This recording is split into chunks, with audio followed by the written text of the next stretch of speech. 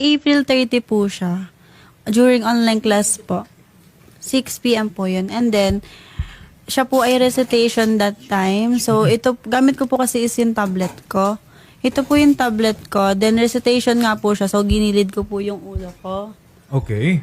Tapos, ako po kasi nun, sir, is, aminado naman po ako na, nag-google po ako nun. Kaya po, iniwas ko yung ulo ko para hindi po makita. Ayan. Then, after po nun, nag-a-agree po ako that time. Hindi ko naman po alam na bibigyan po nila ng mali siya yung ginagawa ko. Yun po. Ayan, play po natin ngayon, mga kapatid, sa inyong screen, yung video na tinutukoy po ni Angel May. No? At parang tumutugma naman, no?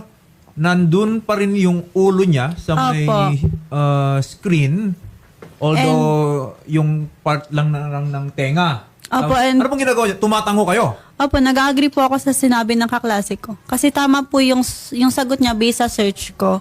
Okay. And kita naman po sa video na tumingin po ako sa camera, which is aware po ako na naka-open cam ako. Mga gaano po katagal na ganun po 16 yung... seconds. Yung sa 16 seconds.